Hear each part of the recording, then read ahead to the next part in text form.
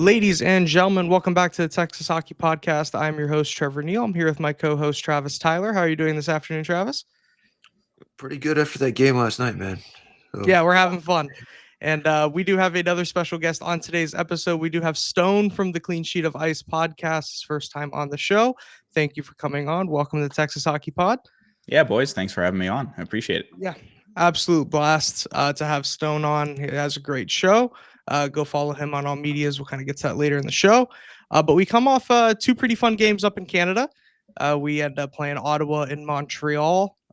Two big wins to kind of keep on this hot streak that they've been playing during.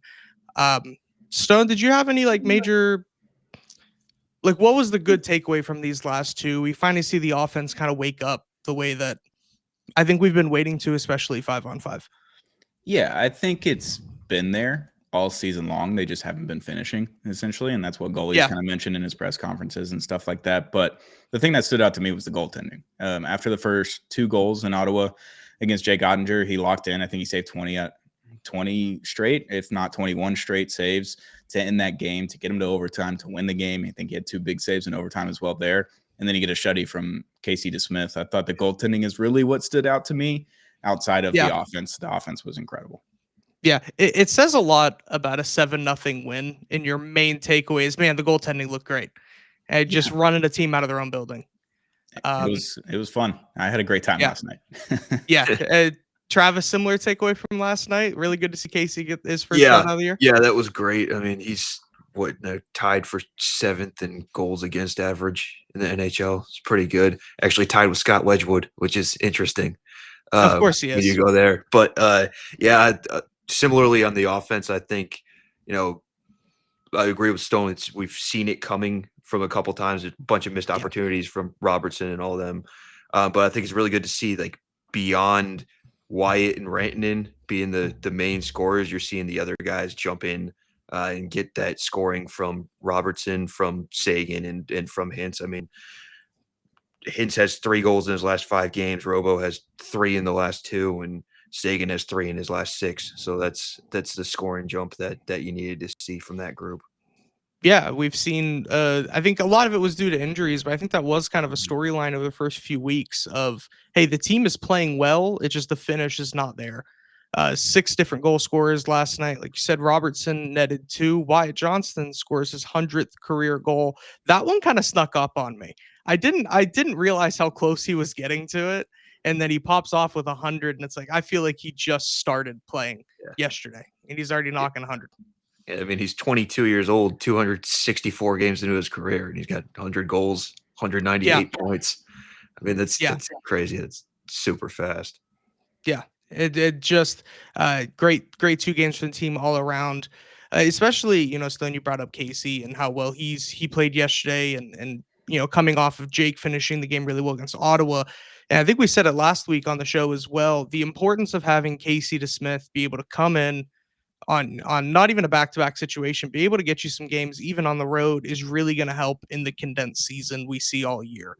I would say, and please tell me I'm wrong and just overrating him, I think Casey DeSmith is one of the best backups in the league right now. It's hard to argue that. I mean, look at the numbers from last year when he was top 5 in save percentage. Obviously, he doesn't qualify for top 5 in save percentage because he doesn't play enough games. But when he's top 5 in save percentage and he's playing those 20 to 35 games a year, you take that all day long for $1 million backup. Yeah, he's only making $1 million. So it's, he had a bit of a rocky end in Pittsburgh, finds a little bit of new life in Vancouver. And it felt like Scott Wedgwood was such a likable backup and held this team down. And I think Casey's taken that role over extremely well. Yeah. And the reason Scott isn't here is because the Stars had a $1 million budget for a backup goalie. Right. They stuck to that and they stuck to their guns. And Scott was like, I need a little bit more. Nashville gives it to him. Now he's in Colorado. He gets a $2.5 million AAV 2-year extension, I believe. So congrats to Scott for getting his money, but they're all playing really well, and I think they're all pretty happy with their situations. I do have to make a slight correction on what I said. It's save percentage, not goals against, that they're tied with. Same thing. Yeah, same thing. It's pretty close to the same thing. Yeah, it's cool to see kind of both guys ended up in a situation that benefits them greatly. All the teams involved pretty happy coming out of that. Scott Wedgwood, weirdly one of the NHL's top goalies at the moment, playing himself really, really well on an absolutely dominant Avalanche team who should be making us a little bit nervous for the springtime. Not worried. Yeah, not worried. We'll take him again. Yeah, we stole Mikko. But it's been such a great, beginning of the year. We've had just an absolute blast watching the high flying offense finally break through. 7-0, extra points good, great defensive performance. Were there any guys kind of stepping up that, maybe had a bit of a slower start, but are finally finding their groove as the season's kind of getting into the meat of it now as we approach Thanksgiving? I think it's Seguin.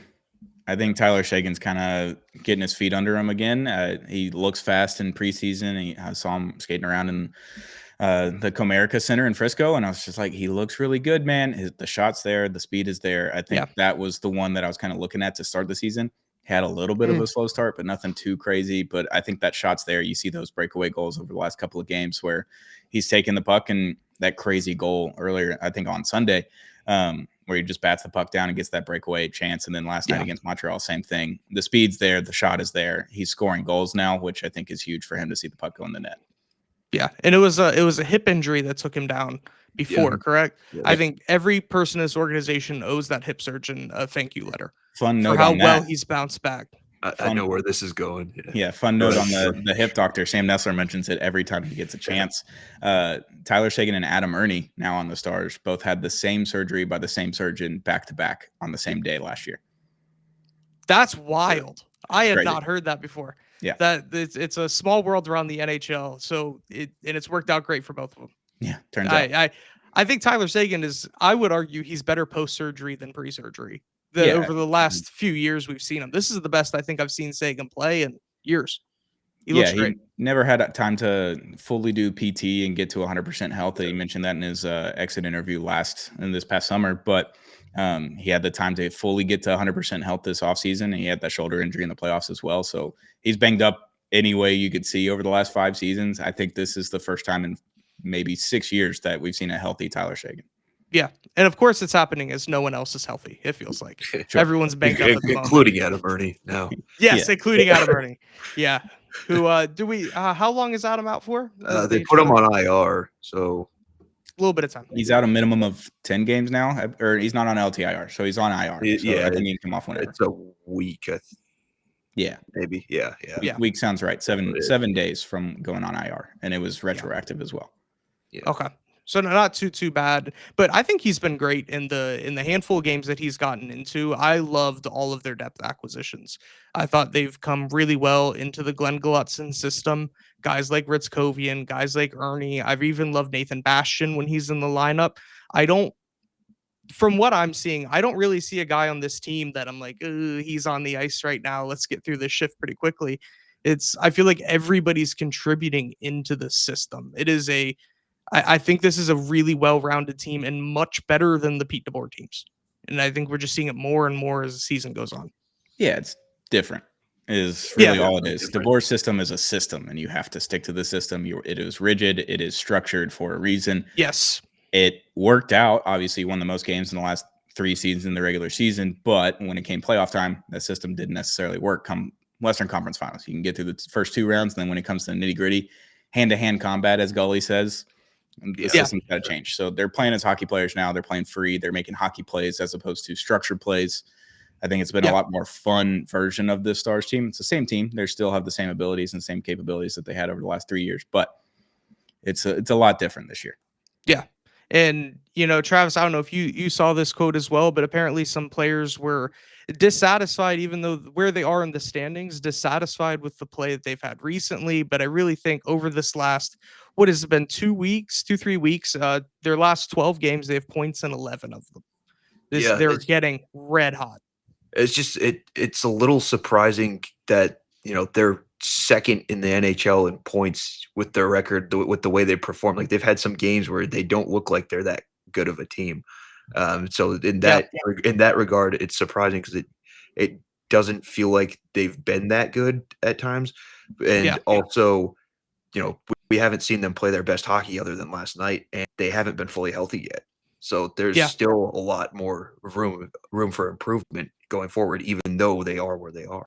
Yeah, it's crazy. Like it's a November 13th game against Montreal, and it felt like a breath of fresh air. It's like that's the Dallas Stars. We saw them at Montreal's the the full first place potential. team, so that's an impressive. I mean, and Ottawa's up there right now too. Who knows if they're going to stay up there? But to take those two teams down on the road, especially with that losing streak that was going on in Ottawa, was really impressive.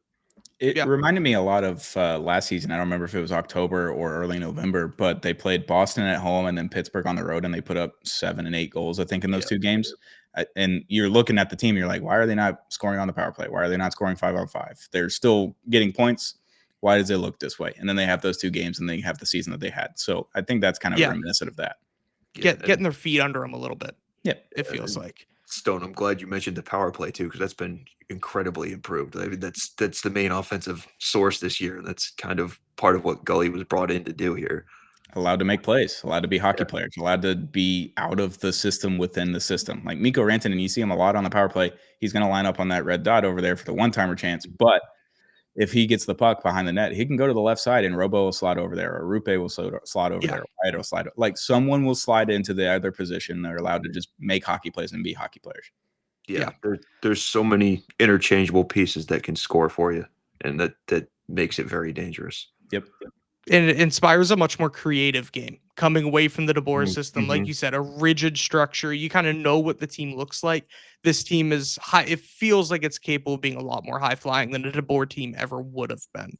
They're getting gross goals. They're getting tic-tac-toe goals. They're getting wonky goals. Like something we didn't see at a high rate last year or the last 3 seasons. So you're seeing it at much more, just a different way of scoring every night, every game, every play is just a little bit different now. Yeah. And go ahead, Travis. No, I was just going to say when they're down, it feels like they're down, but the confidence isn't gone. They know they can still come back and win that game. Game 7 in Colorado. Yeah. That's what it feels like. Yeah. It feels like that could happen every night with this team. But I'm glad you brought that up because yes, we do have 11 points points in 11 of our last 12. But I counted in those games, they've only scored first 4 times. Yeah. How concerning of a number do you think that is? It's early in the season. I wasn't ever going to be worried about this until maybe Christmas time. If we sat at Christmas time and this is continuing on, it's another month and a half from now, basically. Like if we're still seeing that, then I'm like, yeah, that's a problem. Because in the regular season, you should beat some of these teams. Gully mentions like there's so much parity in the league. There's never been this much parity. So he mentions that every press conference, and he loves saying that. Every time I've seen Gulutzan speak, he mentions parity. Yeah, I think it's a big thing for him because he understands like each and every night is an important game for every single team in the NHL, all 32 teams. So everyone wants to win, obviously, but the ways that you win don't really matter at the end of the day. If the 2 points show up, the 2 points show up. But if we get to New Year's and we're looking at this and we're like, hey, they keep going down 2-0 in a game 2-3 times a week, but they keep winning. Like that's fun and all, but at one point, at some point, you don't want to stress during the first period. Like even last night, the game ends 7-0. I thought the first 5 minutes of the Montreal game were painful to sit through. Yeah, I was like, this is going to be a long night. I think on our pod on Wednesday, I was like, survive the first 10 minutes. And then like, if you don't allow a goal, then you're in great shape in those first 10 minutes. Yeah, it was. They did not. I don't think they got past the blue line until like 15 minutes. There was no shots. There was nothing. It was gross until Wyatt got that goal. It was. They were tripping over themselves just trying to get out of their own zone. And I feel like we've had a lot of games look like that. But like you said, it is early in the season. They are racking up points. We've spent a lot of time so far this year talking about a lot of negatives around this team. Oh man, the injuries are catching up with them. The slow starts, the lack of 5-on-5 scoring at sometimes. They're at the top of the league, or one of the top teams in the league still. This is, I think it was James on the show said, this is the most well-rounded team in the NHL. Is there anybody, like who else do you put on that? The most well-rounded teams in the league? Colorado? No. Yeah. Like at the end of the day, like Jake Ottinger is a better goalie than Scott Wedgwood, right? Or Gordiev, or whoever they're going to Blackwood, or whoever the hell's in that. Like Jake's going to be the best goaltender. Defensive wise, like you have Miro Heiskanen, Esa Lindell, and Thomas Harley. That's the best 3 defensemen you can have on a roster in the NHL. There's no one that has that. And then forward wise, if Wyatt's going to score every power play goal and just have 80 power play goals this season, so be it. And then you have Mikko Rantanen, Jason Robertson, Roope Hintz. You're going to get Matt Duchene back eventually. Tyler Shagan's doing stuff. Jamie Benn's about to come back here in the next week or so, is what Gully said. So this team's just deep on every facet of the game, and they're more physical, and they have the best defense, and they have one of the best goaltenders. I don't think there's another roster out there on paper that compares to the Dallas Stars. No, I think there's superstars in this league that can make up for teams not being as well-rounded. I think that's probably where Colorado fits in.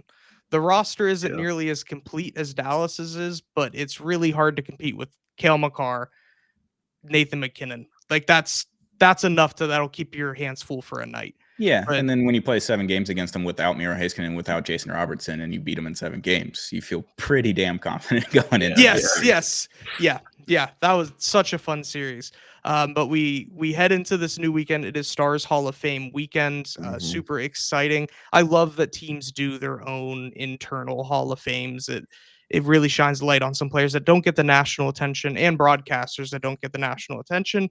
The 2 inductees this year are Ralph Strangis and Joe Nieuwendyk. I'm a little bit newer to Texas, so I didn't grow up with Ralph Strangis. I spent a lot of time over the last few days kind of looking into his career and learning as much as I could. He was the voice of this franchise for 25 years completely. Awesome to see him get the recognition. Yeah, I think Ralph is, the way I put it on our podcast is that when you watch sports and you watch them on TV specifically, you're hearing the broadcast while these moments happen. So these big moments, these overtime winners in the regular season or the overtime winners in the playoffs, like there's a voice behind it. And Ralph was that voice for 25 plus years. Like he started in Minnesota, came over to the Dallas Stars. Like he was the voice of your memories as a sports fan. Like I'm a big Mississippi State guy. I went to Mississippi State. Jim Ellis was the voice of Mississippi State baseball since the early 70s. And he just retired about a year and a half ago. And I'm like, it's going to seem different. It's going to feel different because all those big hits, all those big things that happen late in games, like those are the memories that you have. And the voice behind it is those people. So I love that Ralph is getting this recognition this weekend. Yeah. And you almost hear those moments as much as you see them. Yep. Like my mom grew up in Pittsburgh in the late 80s into the 90s. So I always heard stories about how good the Penguins were during that generation. But it was never talking about how good Mario Lemieux was and how good Yager and Francis and all that. It was how special moments by those players were made by Mike Lang, who was the Penguins broadcaster for decades. Strange is finally getting, or no, I'm not going to say finally, but getting the recognition for such an important career that he had here and such a legacy he's had with the Dallas Stars. Also, Joe Nieuwendyk being inducted as well. Did not realize he played for the Stars as long as he did. 7 years of the Dallas Stars. We pull up 178 goals and 162 assists, 340 points in 7 seasons. Awesome to see that this induction weekend, or there's going to be a gala and some handouts this weekend. But I wanted to ask, who are the other players on the Stars, whether they're currently on the team or the last few years, that you want to see go into this Hall of Fame in the future? I've got a list. Travis, do you want to start off so I don't steal anyone from you? I can let you start, honestly. Yeah, I'll adapt. All right. There's 2 shoo-ins. It's Jamie Benn and Tyler Seguin. Yep. 100%. There's a probable with Miro Heiskanen. Yep. And then there's TBD, but very possible, Mikko Rantanen, Thomas Harley, Wyatt Johnston, Jake Ottinger. Yeah. I like that list. I like Wyatt Johnston. That was the list I had. I also had Robertson on there too. And that's all contract based. Like, I don't think you put him in right now, but if he signs that, if he's here long term, like you want him to be, yes, right. And that's why Mikko, Harley, Joe, and Jake are on this list, is because they're signed long term right now. Yes, that is a fun list. I cannot believe these NHL All Stars, and every single one of those is capable of being an All Star, is on this team at the exact same time, locked up for long term afterwards, and as young as they are, is wild. How these teams get so good. Yeah. You maneuver the cap and capitalize on the assets that you have.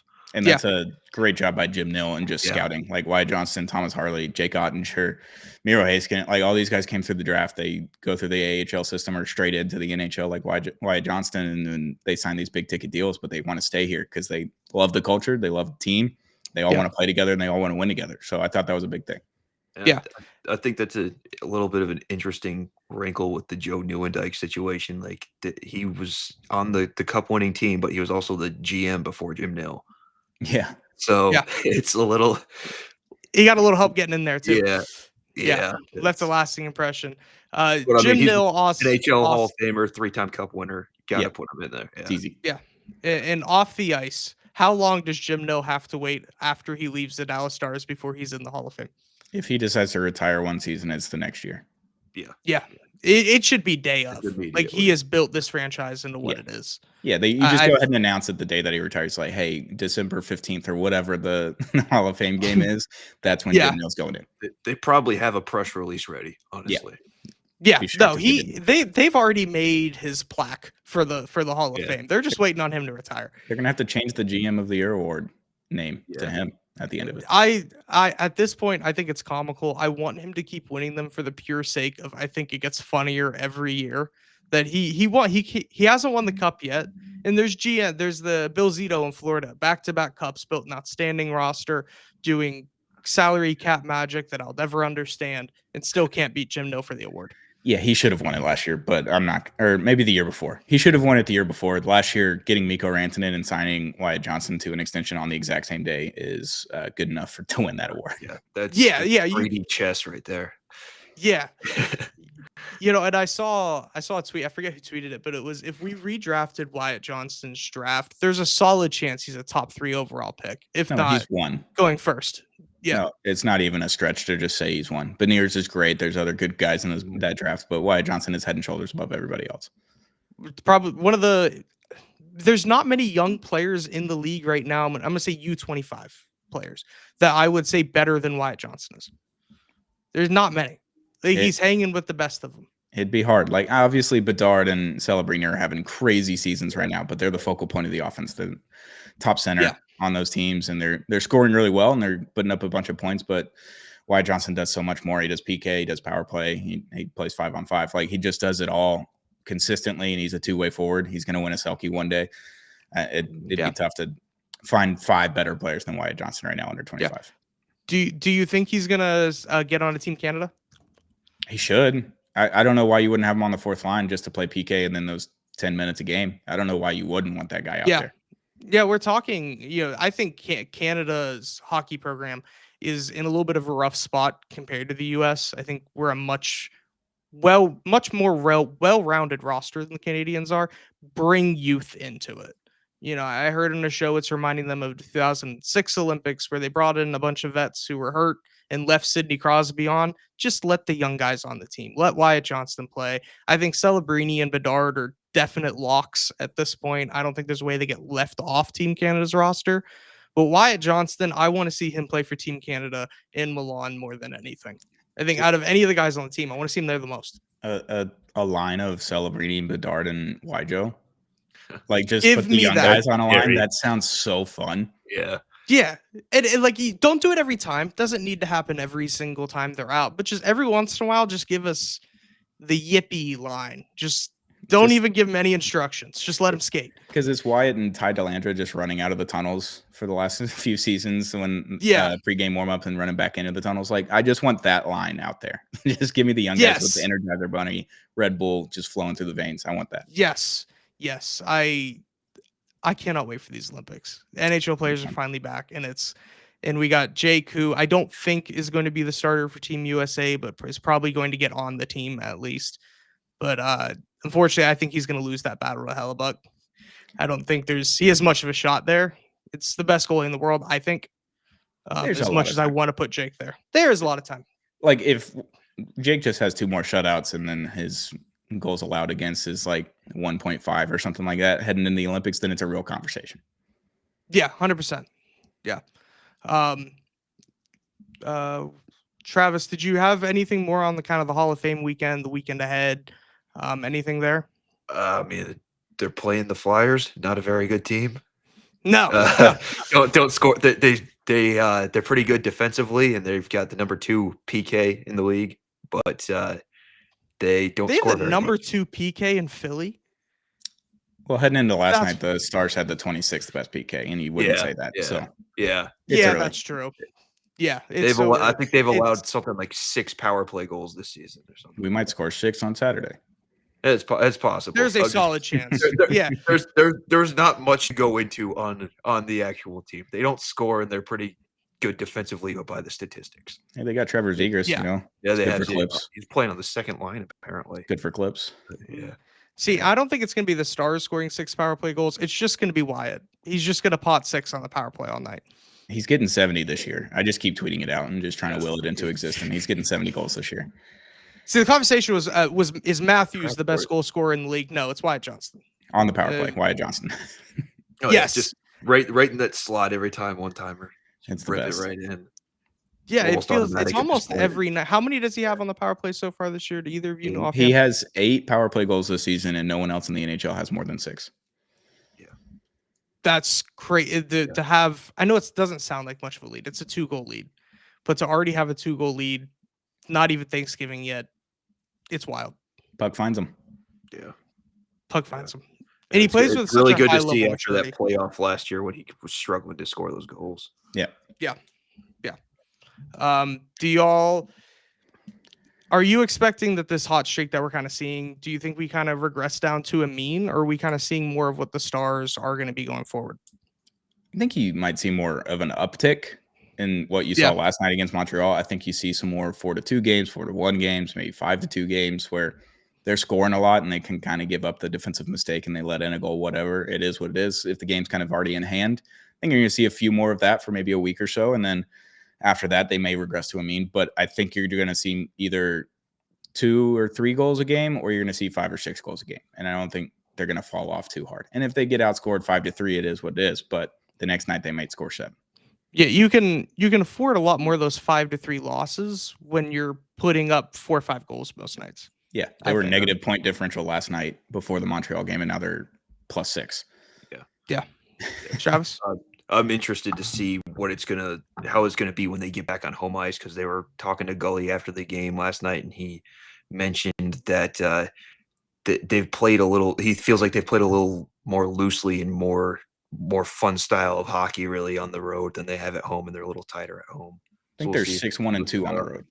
Yeah, they got a better record, but he was saying that it's because they feel like they're not as loose at home as they are on the road. So it'd be nice to see them loosen up at home, because that's where they should be the most loose, honestly. Yeah, you'd think. I want to see a 7-0 win in Dallas more than anything. With the way the energy's been in that sense, really, I mean, this crowd's always good at the American Airlines Center, one of the best buildings in the league. But I feel like it got better this season with Gulutzin. I feel like there's a new positivity around the Stars. Give us that on home ice, and the team can run with that. Yeah, I think. Nico Harrison got fired this week from the Mavericks, so the bad juju is now out of the building. I know there's still lawsuits to be dealt with, but outside of that, I think the jujus might be back in DFW's favor. Yes, everyone's a little bit more happy that he's gone. I'm not a basketball person at all, but there's a part of me that was like, yes, finally the city is free of Nico. Outside of hockey, but it was mood good around to see here Dallas changed so much. Yeah. Now I think today might be a little bit of a shorter episode, but there was a little bit of nationwide news that I wanted to ask y'all about, or hockey-wide news that I wanted to ask about. I don't think this is on the episode prep. Stone, are you going to be tuning in to the Tkachuk Brothers Wingmen show at all? Because I absolutely love this idea. I might be the biggest Tkachuk guy in the media press row. I've been clamoring for a Tkachuk brother to be on the Stars for several years now. I've been in the trade machine. I've been doing it for years. Last year, I did it tremendously with Brady Tkachuk. We ended up getting Mikko. I was like, all right, that just scratches all the Tkachuks out of the roster. But yeah, I'll tune in every once in a while. I've seen some clips. I'm a big fan of it. They're the Kelsey brothers of the NHL. I think they're going to do just fine. But I'm a huge Tkachuk brother fan. I know a lot of people, it rubs them the wrong way, but I'm a big Tkachuk guy. It's for also the producers as the Kelsey brothers show too. Yeah. So it screams the NHL saying we can do that too. They should. They should. You're into it, yeah. Yeah, I and I mean, don't think they could have found two better players to do this show with. It is a perfect mix to think get these about two on a show. think about how many non-hockey fans watched Four Nations last year just because they started the game off with 3 straight fights Yes, against Team the Canada. the amount of non-hockey people that came to me and were like, "Oh, you watch hockey, right?" And I'm like, "Yeah." Did you watch Team USA last night? The people who that was their first hockey game. This show is going to do well, and I'm really excited to watch it. I might Yeah, be an every episode guy. There was no football on at the time in Four Nations, and I was texting Yeah. the group chat. I was like, "It's Team USA versus Team Canada. Tune in tonight, boys." And I had like 40 dudes just watching that game in my group chat. Yeah, Just like, yeah, this is awesome. This rules. We should watch this more often. I was like, yes, you should. It's great. Yes. Hockey's the best. yes. And the Team USA Canada games were a slightly exaggerated version of what we see every single night, but that was just an NHL playoff game. That's what they feel like. Yeah. I think it's NHL players are the best sports viewing you can possibly have. I think that trumps any NFL game, any baseball game, any NBA game. Tune in the Absolutely. NHL playoffs. It's the best, especially for a casual fan. And what that show might really do is let the more casual fans learn more about the diehard side of it Yeah, and I agree. get more of an in-depth look. So I'm really excited for it. Before we get out of here, Travis, did you have anything more for today's show? No, I think we covered everything that we had Yeah. planned to talk about here. So Yeah, awesome. Stone, where can everybody find you on social media? I'm at Apollo Stoney on Twitter, Apollo.Stoney on Instagram, Apollo Stoney on TikTok. You can follow Clean Sheet of Ice on Twitter and Instagram. And now we've got a new YouTube channel. So hit that subscribe button over there. We're moving it off of the Apollo main channel, creating its own channel on at Clean Sheet of Ice. We got 3 episodes a week. You can see the shorts. You can see everything else. And come New Year, we're going to have some different content outside of a podcast. It's going to be a little bit different, a little bit more fun.